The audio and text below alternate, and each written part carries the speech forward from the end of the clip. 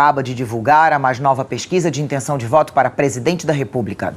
Nível de confiança, 95%, o que quer dizer que se levarmos em conta a margem de erro de 2 pontos percentuais, para mais ou para menos, a probabilidade desse resultado retratar a realidade é de 95%. A pesquisa foi encomendada pela TV Globo e pelo jornal O Estado de São Paulo. A diferença entre os dois primeiros colocados, Jair Bolsonaro e Fernando Haddad, agora é de 9 pontos percentuais. Vamos aos números. Jair Bolsonaro, do PSL, aparecia com 26 na pesquisa do dia 11 de setembro. Passou para 28, manteve o índice, foi para 27, cresceu para 31 e agora tem 32%. Pela margem de erro, pode ter entre 30 e 34%. Fernando Haddad, do PT, estava com 8 e, na sequência, subiu para 19. Depois cresceu para 22, passou para 21. Manteve o índice e, no novo levantamento, está com 23. Varia entre 21 e 25. Ciro Gomes, do PDT, tinha 11. Manteve o índice nos 2 levantamentos seguintes. Foi para 12. Depois voltou aos 11 e agora tem 10%. Oscila entre 8 e 12. Geraldo Alckmin, do PSDB, estava com 9. Foi para 7. Depois 8. Manteve o índice nos 2 levantamentos seguintes. Agora tem 7. Pela margem de erro, pode ter entre 5 e 9. Está tecnicamente empatado com Ciro Gomes. Marina Silva, da Rede, tinha 9. Passou para 6. Depois 5. 6. 4 e manteve o índice. Varia entre 2 e 6 e está tecnicamente empatada com Geraldo Alckmin. Brancos e nulos, 19, 14, 12, 11, 12 e agora 11%. Não souberam ou não responderam 7 nas 2 primeiras pesquisas. Depois 6, 7, 5 e 6% no novo levantamento. João Amoedo, do Partido Novo, e Henrique Meirelles, do MDB, estão com 2% cada. Podem ter até 4% pela margem de erro. Portanto, estão tecnicamente empatados com Marina Silva. Álvaro Dias, do Podemos, e Cabo Daciolo, do Patriota, têm 1% cada. Podem chegar a 3%, portanto, ficam tecnicamente empatados com Marina Silva, João Amoedo e Henrique Meirelles. Guilherme Boulos, do PSOL, Vera Lúcia, do PSTU, Eimael, do Democracia Cristã e João Goulart Filho, do PPL, não pontuaram. Agora vamos ver como fica a corrida presidencial se levarmos em conta apenas os votos válidos da pesquisa do Ibope. Só para lembrar, nesse levantamento dos votos válidos, ele exclui as intenções dos votos brancos e nulos e também os eleitores indecisos. Vamos ver. Jair Bolsonaro, do PSL, tem 38% dos votos válidos. Fernando Haddad, do PT, 28%. Ciro Gomes, do PDT, 12%. Geraldo Alckmin, do PSDB, 8%. Marina Silva, da Rede, 4%. João Amoedo, do Novo, 3%. Henrique Meirelles, do MDB, Álvaro Dias, do Podemos, Cabo Daciolo, do Patriota, tem 2% cada. Guilherme Boulos, do PSOL, tem 1%. Vera Lúcia, do PSTU, Eimael, do Democracia Cristã e João Goulart Filho, do PPL, não pontuaram. O Ibope ouviu 3.010 eleitores entre segunda-feira e ontem. E a pesquisa foi registrada na Justiça Eleitoral. Bom, vou começar ouvindo os comentários sobre essa pesquisa com a Júlia do Alibe, em São Paulo. Júlia, boa tarde, boa noite para você. É um prazer ter você aqui com a gente. O que você destaca nesse seu comentário sobre essa pesquisa? Boa noite, Leilane. Boa noite a todos. É um prazer estar aqui com vocês também. Bom, a pesquisa Ibope de hoje, ela confirma um pouco que o Ibope de segunda-feira e o Datafolha já vinham trazendo, que é um crescimento de Bolsonaro. Embora nessa pesquisa não haja um crescimento e sim uma oscilação positiva, mostra a tendência contínua de crescimento dele. Mas a pesquisa é boa também, Leilane, para Haddad, porque os levantamentos anteriores mostravam ele estagnado.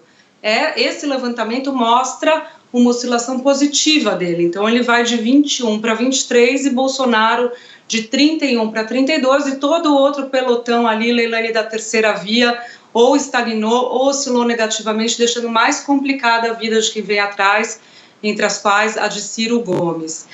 Eu destacaria também que nessa pesquisa ela torna o cenário de segundo turno mais provável hoje.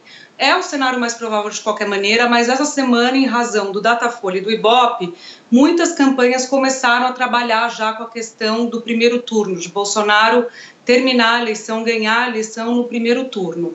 Essa pesquisa de hoje, com os votos válidos que você acabou de mostrar, mostra que a tendência é de segundo turno entre Bolsonaro e Haddad. Nos votos válidos, que são os votos que contam para o segundo turno, para terminar no primeiro turno, ele tem que ter metade mais um, ele tem 38% das intenções de voto. Ainda é baixo, os outros todos somam 62%. Ele precisaria crescer mais de 10 pontos até o domingo para conseguir ganhar a eleição no primeiro turno. Não é impossível, mas é improvável. Já aconteceu uma corrida dessa em 2014 mesmo, Leilani, quando a Aécio deu ali um gás na reta final e acabou passando Marina Silva e foi para o segundo turno com Dilma Rousseff. Então, esse tipo de crescimento acontece. De qualquer maneira, trabalhando com o cenário mais provável, a gente vê ali um segundo turno plebiscitário entre PT e PSL, e aí vai ser a questão do petismo e antipetismo. Leilani, é esse o sentimento que está norteando o eleitor nessa eleição. A gente conversa com os analistas de pesquisa e com as campanhas, é isso que está na cabeça do eleitor. Esse crescimento de Bolsonaro nos últimos dias veio na esteira do antipetismo. Haddad tinha crescido na semana passada, veio a manifestação contra Bolsonaro no fim de semana, a reação do eleitor que não quer o PT de volta foi buscar aportar os seus votos em Bolsonaro. Viu em Bolsonaro ali o líder nas pesquisas, portanto, mais forte para vencer, e com um discurso muito forte também do antipetismo, um programa de governo que é praticamente uma antítese ao programa do PT. Então, o que a gente vê hoje é essa tendência, a pesquisa mostra, confirma essa tendência de segundo turno, e Haddad vai ter que alterar a sua campanha ali para se tornar mais competitivo e correr para evitar esse cenário mais improvável que eu falei, mas que está colocado, que é de vitória em primeiro turno. E para isso ele deve aumentar as críticas a Bolsonaro até o domingo. Júlia, já volto para te ouvir sobre rejeição e segundo turno um pouco mais. Vou seguir aqui um pouquinho com o nosso time aqui do Rio de Janeiro de comentaristas. Gerson Camarote, Cristiana Lobo e Valdo Cruz, muito obrigada. Bom ter vocês sempre aqui. Bom, vamos lá. Vamos começar com o nosso Gerson Camarote. O que você destaca dessa pesquisa nova? Olha, primeiro, não teve um fato novo, como teve no sábado, no domingo, aquelas manifestações. Então, a gente tinha visto ali a primeira pesquisa depois das manifestações, principalmente durante as manifestações, foi essa Ibope anterior, ela tinha esse impacto, Leilani. Agora não, se não aconteceu um fato novo de segunda-feira, na terça-feira e hoje, nesta quarta-feira.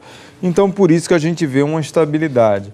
De fato, você tem oscilações, você tem uma oscilação de um positivo para o Bolsonaro, mostra que aquela curva mais ascendente agora dá uma estabilizada. O Haddad teve uma oscilação, tinha oscilado negativamente, agora oscila positivamente. Os demais ali oscilando também negativamente, mas o que mostra um quadro de estabilidade. É normal isso, porque quem ainda não se decidiu, o eleitor que ainda está indeciso, ele faz uma pausa, sem um fato novo que acabe tendo essa motivação, então ele vai fazer uma pausa, uma parada estratégica, a gente pode ver uma movimentação, até um voto útil para quem é preciso saber, porque o centro tentou pregar até aqui o voto útil contra essa polarização e não deu certo. Se mexe, né? Pelo contrário, o que a gente viu foi o Bolsonaro conseguindo capturar esse voto útil que o centro estava tentando fazer.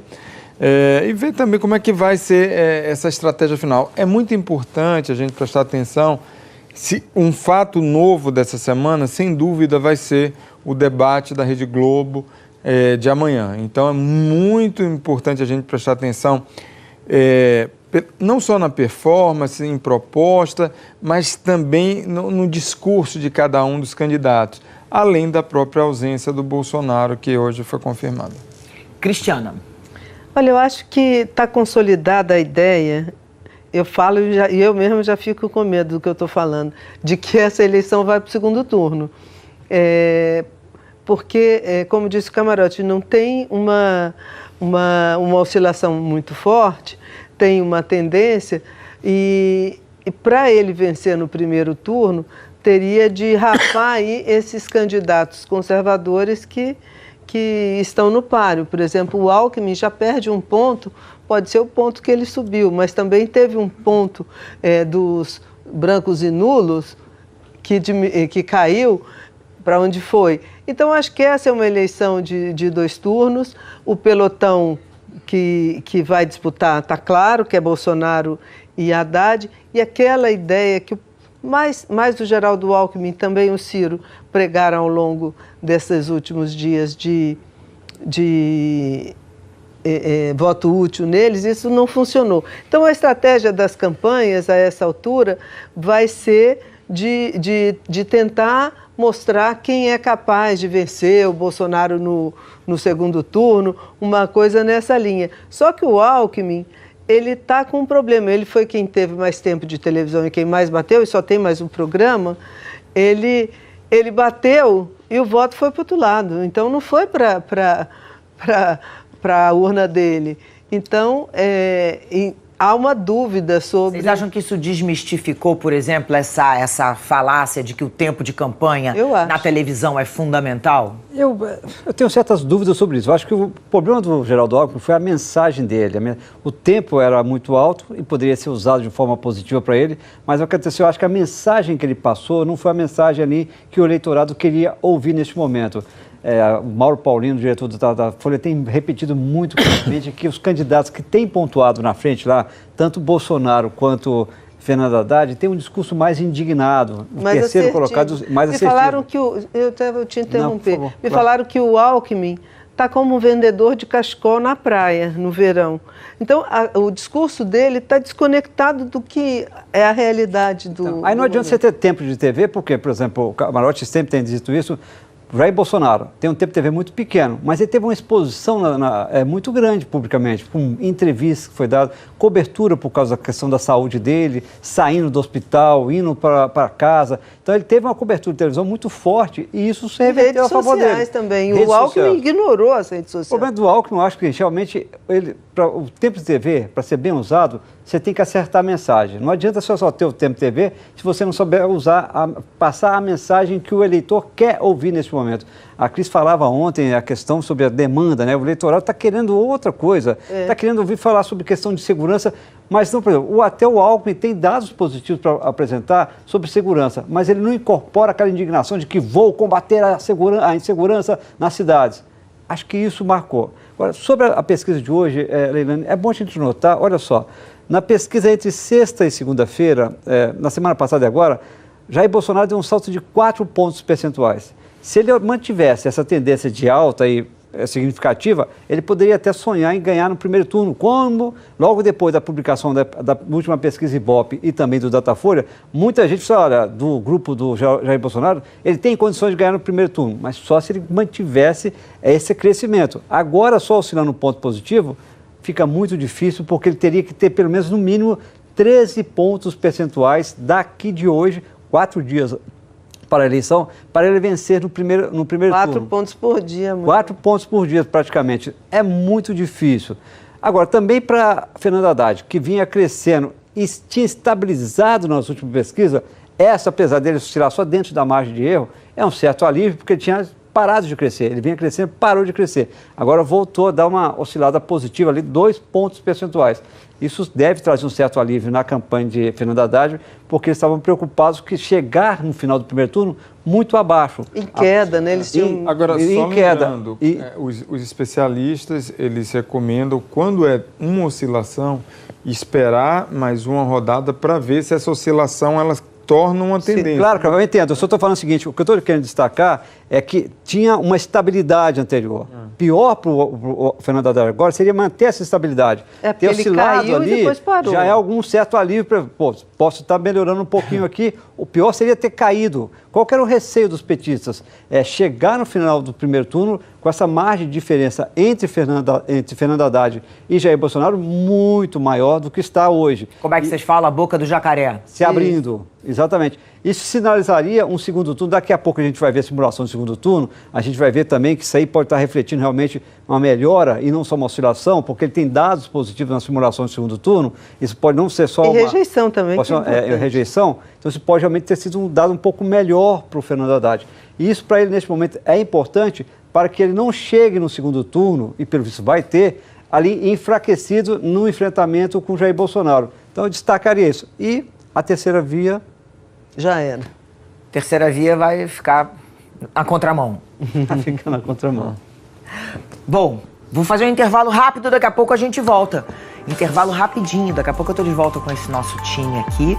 E ainda nessa edição a gente vai falar sobre rejeição dos candidatos e cenários para segundo turno dessa nova pesquisa para a presidência. Já, já.